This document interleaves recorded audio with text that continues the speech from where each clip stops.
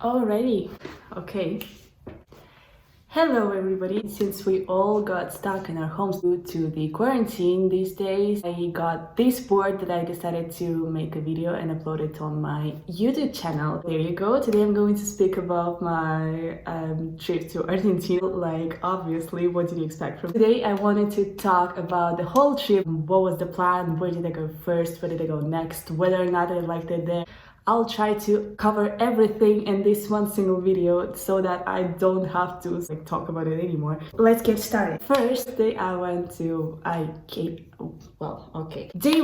to Buenos Aires, spent like the whole week there, which was more than enough to see like the major landmarks and sightseeings of the city, but there are other places in the city not so touristic that you cannot see by yourself. Terraces of the building, some hidden gems to say so. You gotta spend at least 2 weeks to see every single corner of it. So have to meet more like the local people who would like to show you around the city, probably show you some hidden gems or stuff. What did I see in Buenos Aires? I walked around the San Telmo region. I wanted to say region, what the district, Palermo, Belgrano. Oh yeah, also Boca. So I've seen most of the places that I wanted to see. I loved it. I absolutely loved it. It's not as touristy as any other city in Europe, for example. There are still many people who would travel there to see this different part of the world, right? And all of these people, travelers, that you would meet there have already seen the majority of the typical touristic places. Like they've been to Europe, they've been to Asia, they finally came to South America.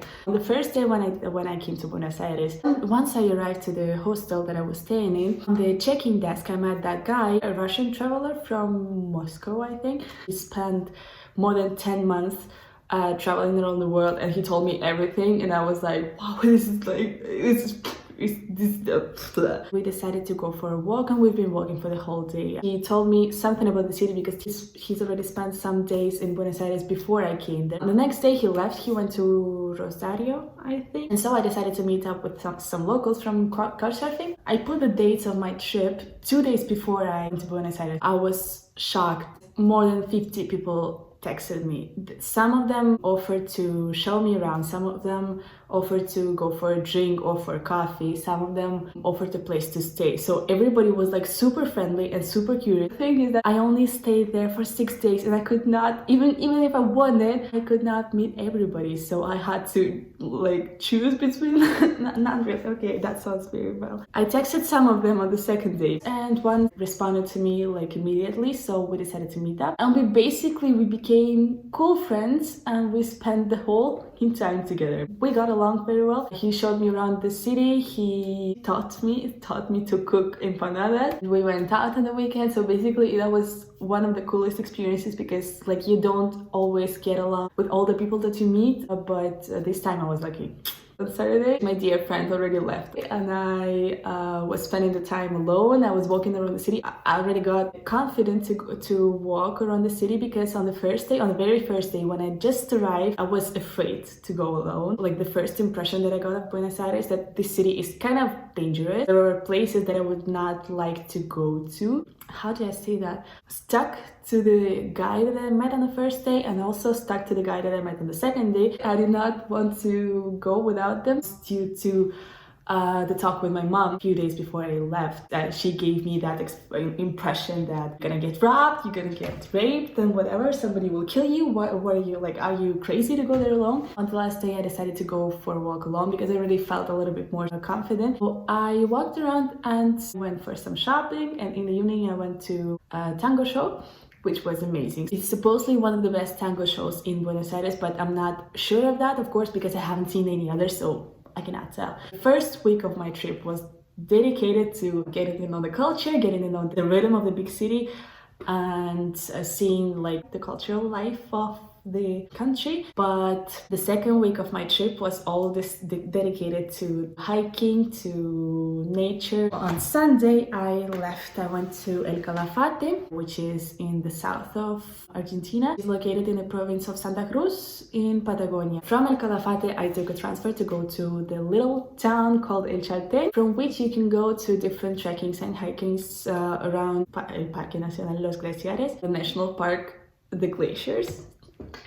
Yay, I was just later. I decided to spend 3 nights in the city and go on different hikes because there are many. Once I arrived to El Chalten, I met a guy in my hostel and we wanted to go to the same places basically, so this is why we decided to go together. On the first day, I went on a hike to Laguna de las Tres, which was my dream for like, I don't know, for at least 2 or 3 years. This was one of the most spectacular landscapes that I've seen in my life. This is just like, I don't know, this is mind-blowing and I cannot express myself in the words because I was in awe. I could not speak at that moment.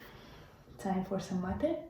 No, not yet. On the second day in El Chalten, we went on a hike to Cerro Torres or Laguna Torres, which was also spectacular, insanely beautiful. First hike on the first day was a super difficult hike. Like, I mean, the first 3 to 4 hours of your hike is not that difficult, but the last hour of the hike is like super challenging. You just go up and up and up and up and up, and this is super tiring. And once you get to the top, you're just like, okay, I don't even care about the landscape anymore. The hike on the second day was way easier than the first one. It's not more enjoyable because both of them are enjoyable and both of them are beautiful, but just like different. The second one was more easy, like much easier.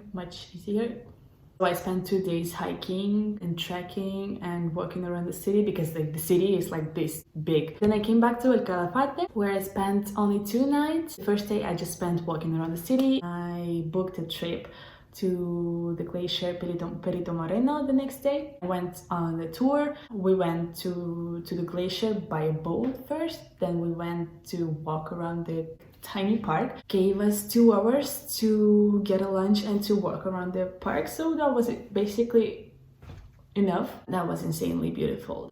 All the time that I was in Patagonia, I was like, is this really happening? Like, is this true? And people are living here. I mean, of course, if I would live in this place, I would not appreciate this that much because I would be used to it and I would be like, yeah, I see it every day, right? Lago Argentina, which is like one of the most beautiful places in the world. I see it every day right in front of my building. But I mean, to me, it was like a completely different experience and I loved everything about it. And then for the next 2 days, I went to Ushuaia, which is the southernmost city in the world, which is not completely true, but this is more like a touristic place, right? I've been looking at the weather forecast for a couple of weeks by then. It was raining and I was super cold in Ushuaia and I was so not motivated to go there. To be honest, at the end of my trip, I just wanted to go back to Buenos Aires because it was like 25 degrees. But yeah, I already booked everything. The whole region, the Tierra del Fuego, which is a archipelago, is divided between 2 countries, between Argentina and Chile. It has a very interesting history. There are not so many sightseeings in the city, but there are so many places to see, like in terms of nature, in terms of national parks, mountains. You can also go hiking and stuff. The first day I just went to walk around the city. I booked a tour on the second day, boat tour to El Beagle Channel to see the flora, the fauna of the region. On that tour, I met a beautiful family, invited me to go with them to the mountains, and we went out in the evening, and the next day we also went to the national park together. That was a beautiful experience and I couldn't imagine it going any better. Also because it was not raining the whole time as I expected. It was not even too cold. I really didn't expect that to be that cool. Everything went as it should. So this is why I was so grateful for that. This whole video is already like 1 hour. 1 hour long. I might actually split it into 2 parts. That was it for today. Thank you very much for watching it. I will upload the second part of this video in a couple of days just because I didn't want to bore you so much and I didn't want this video to be that long, and I will definitely post something on my Instagram about it this trip, and I still have so many pictures from it, so don't even like, you cannot escape that.